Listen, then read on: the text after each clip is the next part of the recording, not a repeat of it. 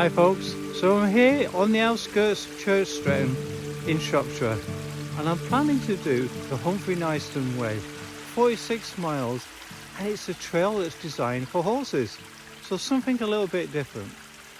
And because of that design, we're mainly doing public bridleways and quiet country roads. And who was Humphrey Kynaston, I might hear you ask? Well, he was an outlaw and had particularly good horse riding skills. Lived in the 1500s and was kind of like the Robin Hood of Shropshire. I'll put quite a bit more detail in the video description if you want to know more. In terms of the route, we're initially going a couple of miles uphill, quite steep in places, and then we'll arrive on the moors. After a mile or two, it's a gradual downhill all the way to the end, so about 40 miles or so.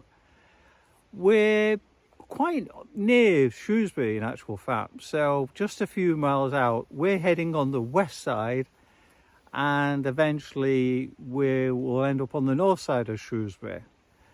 Along the way, probably about halfway into the route or so, we'll visit some sandstone cliffs where Humphrey actually lived and hid, and then we will eventually end just on the outskirts of a village called Grinshill, on a hill overlooking, probably we'll be able to see our complete journey, assuming we've got decent weather. Okay, no more talking, I need to get walking. Yeah, I don't want to get my feet wet so early on in the morning.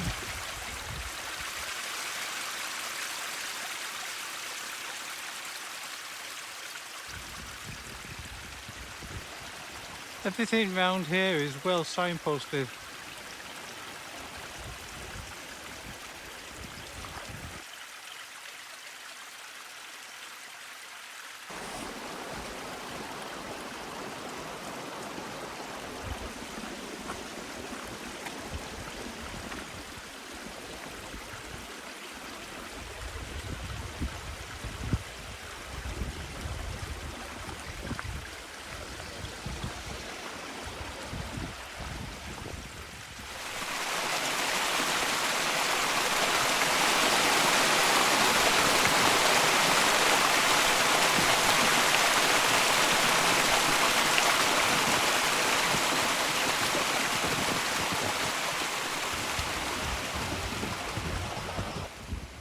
So the part of the track that I'm on now is called Mott's Road.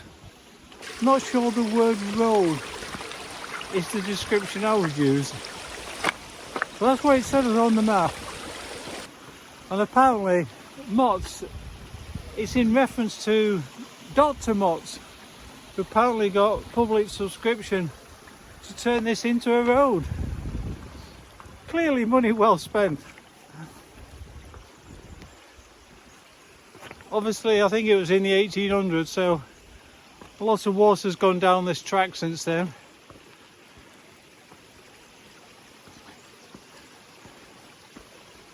But it's all uphill at the moment. About the first couple of miles uphill, and then, yeah, it's almost like a gradual downhill to the finish. That is very much a generalisation. Right, I'll show you what's up ahead, because I'm sure you've had enough of me.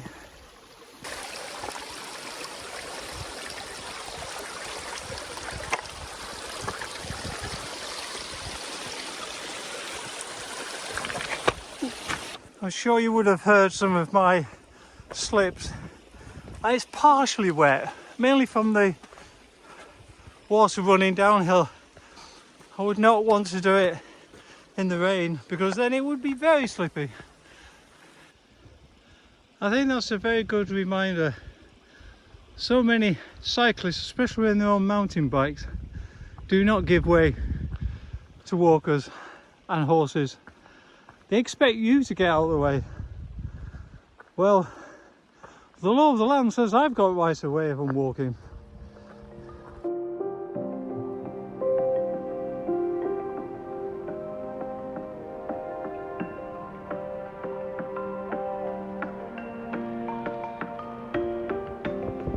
Yes, we're on the moors now. Our first official sign then.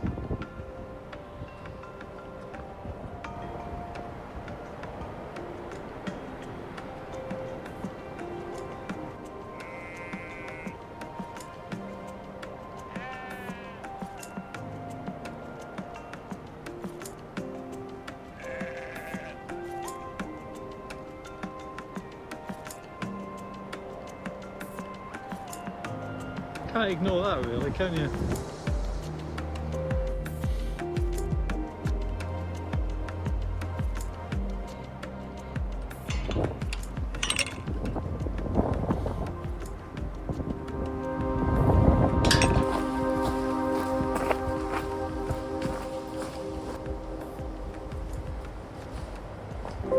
So the route goes that way, but I'm interested in the village that's supposed to be just down here.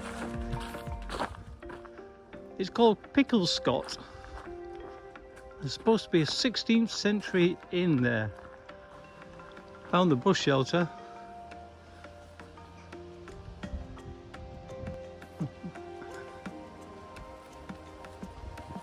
Village pub.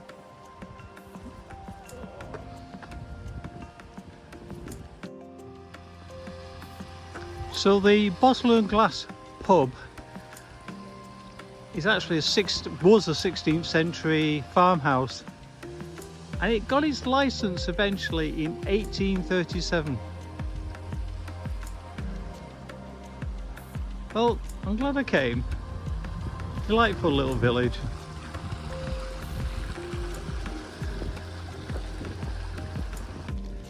I hadn't really thought about it before, but by following a route that is for horses means I never have to worry about having to climb stiles. So yeah, if you want a stile-free walk, find one that's intended for horses, like this one.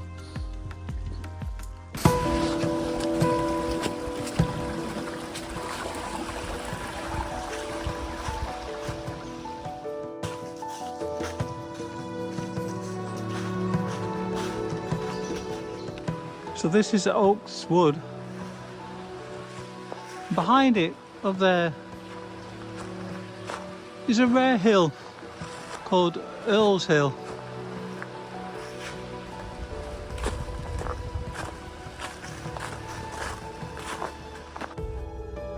I'm loving these old bridleways.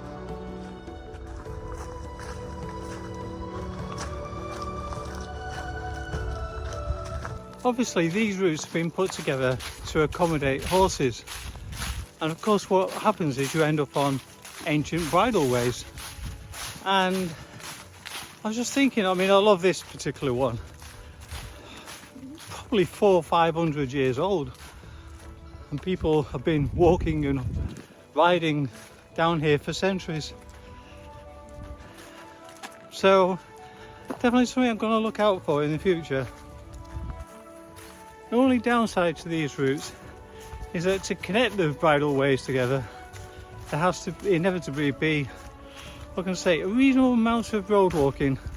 However, again, because horses are involved, or they're the target audience as it were, the roads do tend to be quite minor.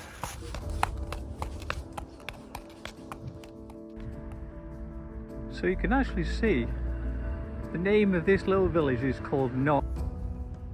I couldn't hang about in that village because it's on a major road here, but the reason the village is called Knox is after the guy who kind of started the village by building a pub, or alehouse as they were known then, and a set of stables for the main road, and that was in 1633. So it'd be great, wouldn't it, having a village named after you.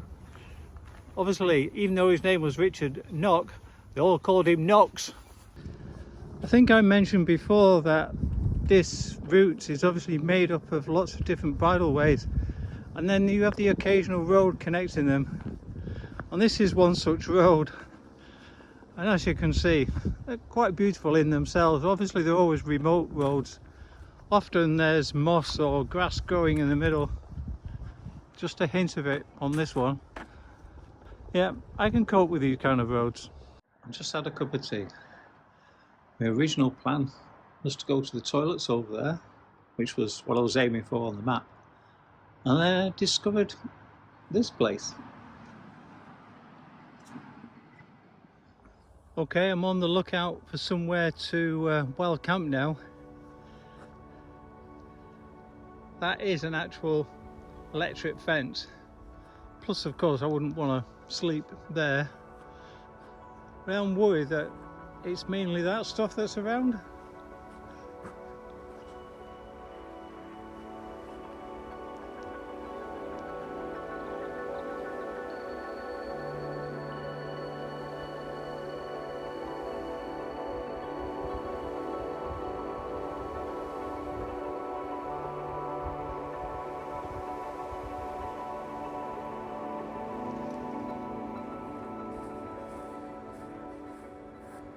Now there is supposed to be a little woods down here, so I'm hoping that proves to be productive.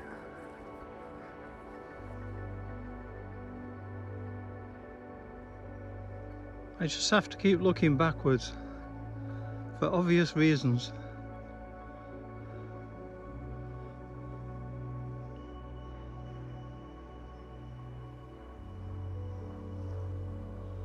You can see the moon up there, which means it's going to be a cold night.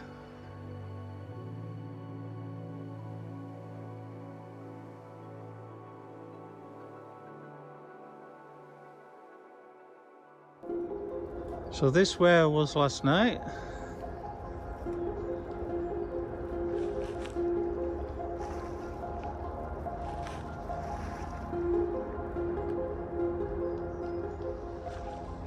You can see we have a fine morning.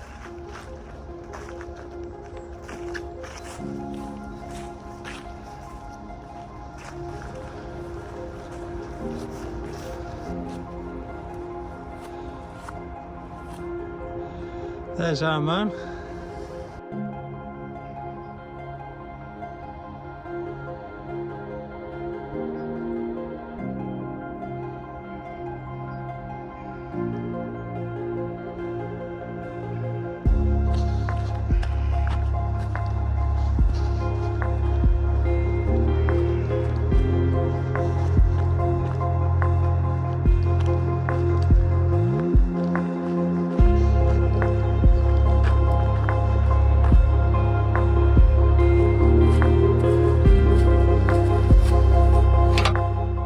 Well, if you're ever coming this way, great thing to know, there's a couple of bins there and a tap that actually says drinking water only.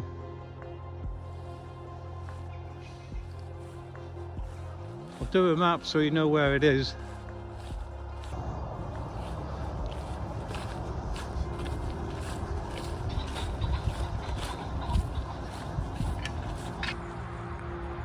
And not long afterwards, we come across this. All modcons. I wish I'd known I could have had a full cooked breakfast. But here's my warm cup of tea, which is helpful. So this is the River Severn.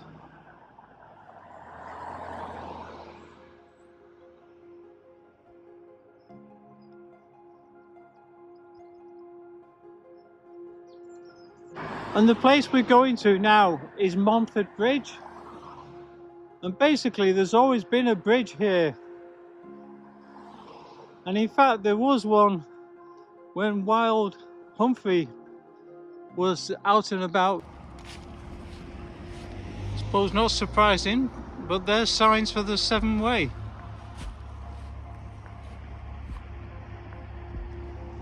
I think that's quite a long one. We're going that way.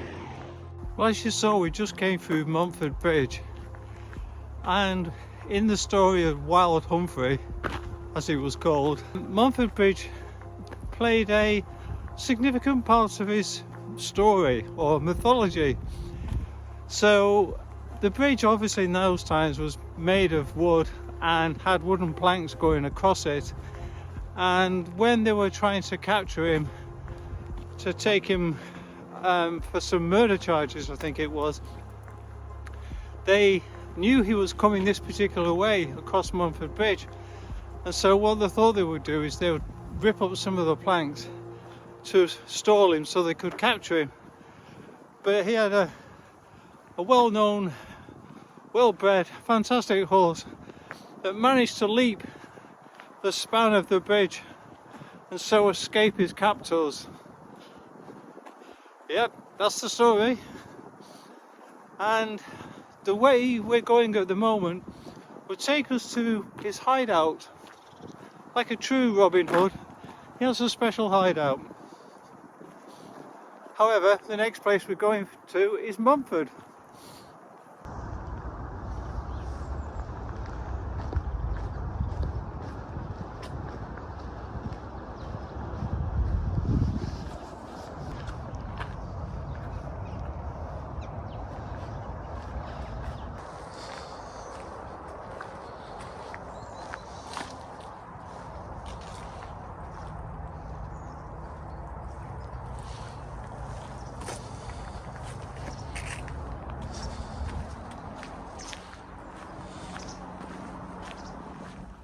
We're going down there in a minute, but you have to look at these sandstone cliffs.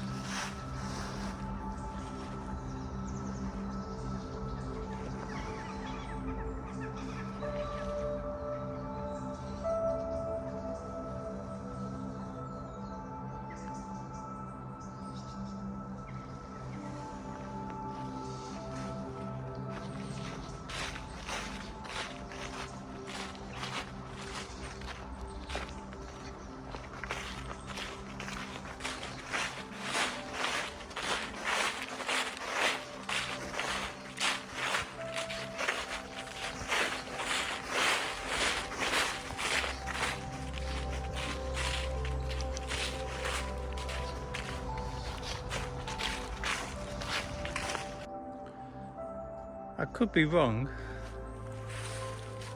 I think that may have said cave. So I was right, it did say cave. And that's where Wild Humphrey used to hide. 24 steps up to the top there.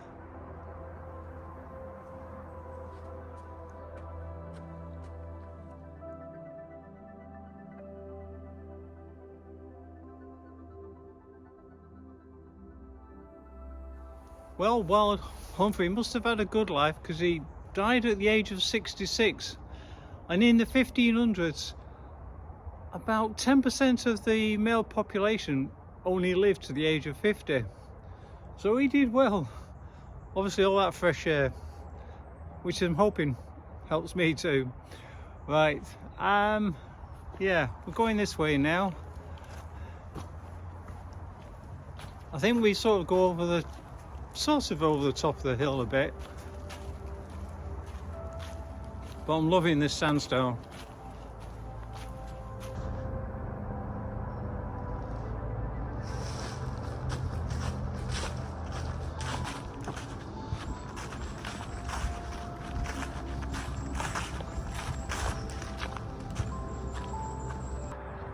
So we're going above the cliffs that we looked at the beginning.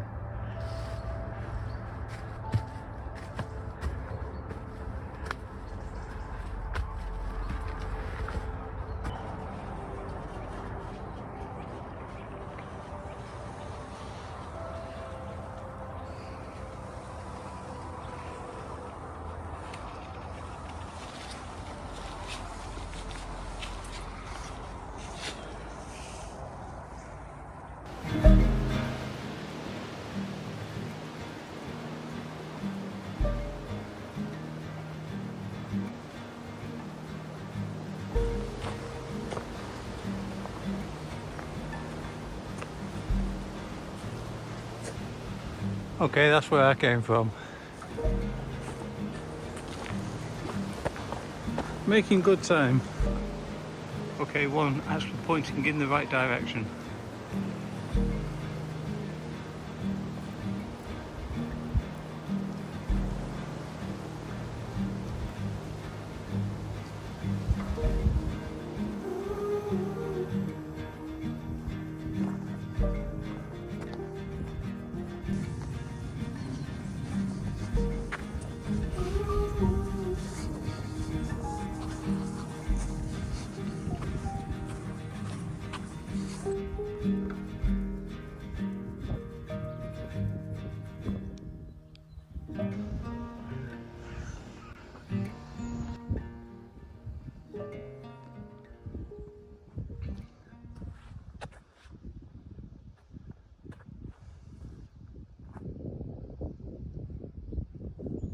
So many names for such a small place.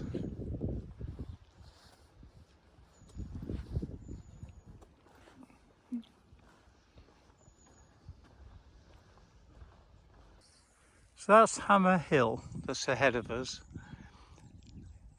We're going in that direction, but a mile kind of like round the edge of the hill and heading north, you will come to the remains of Myddle Castle.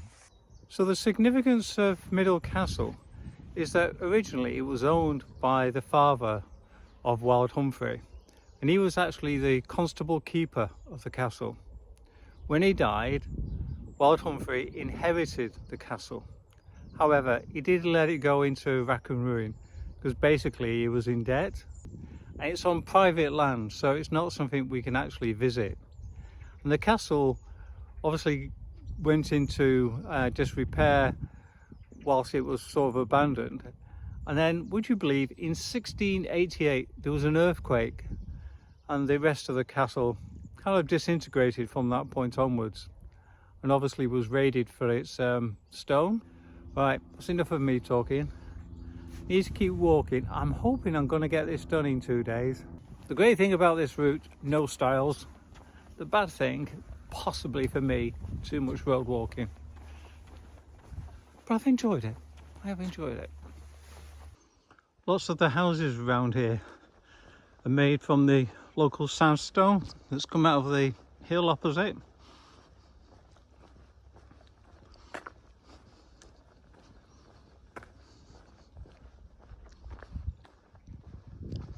I mean, those blocks of sandstone probably travel 500 meters.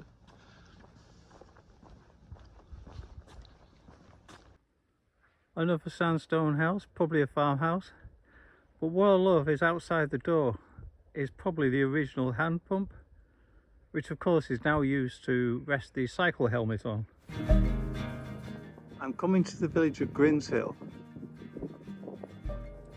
I'm going to go through the village and then I'm going on to the top of the hill there through the woods, and that'll be my finish.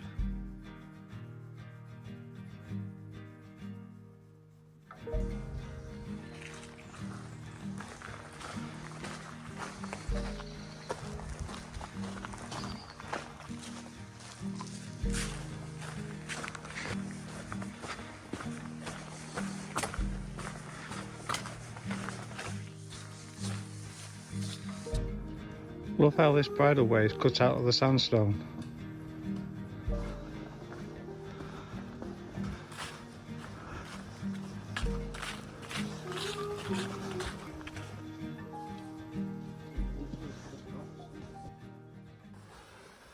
So it says we are here, and if we was on horseback we would follow it and then round to get to this parking point here, and obviously we get picked up.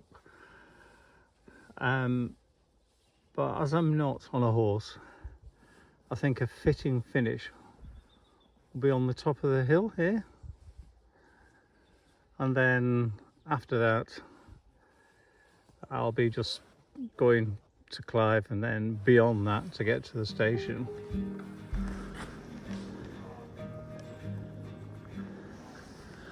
So apparently I've picked up the Shropshire Way. I'm going up quite a steep path, but there's a more gentle one that the dog walkers are taking. I was just noticing how, I don't know if that's graffiti that says something 1800, but I noticed how this has been cut, so it's almost like a seat.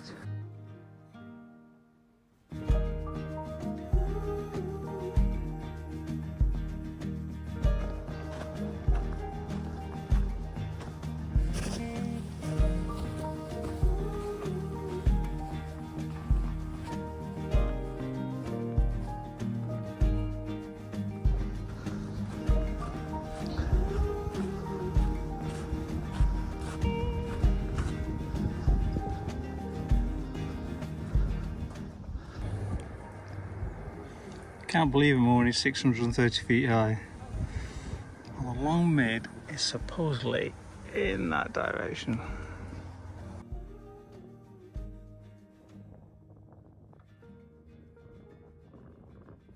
Well, the long mid is over there, which is where we started 2 days ago. 45 miles away. Maybe not as the crow flies though. Had to come off the top of the hill there because it was a bit too windy to speak directly. Well folk, I hope you've enjoyed that journey across Shropshire. A little bit different, following a horse trail, but still nonetheless very enjoyable. Right, I need to get to the station. If you get a chance, please like and subscribe, and I'll see you again on the trails. Bye for now.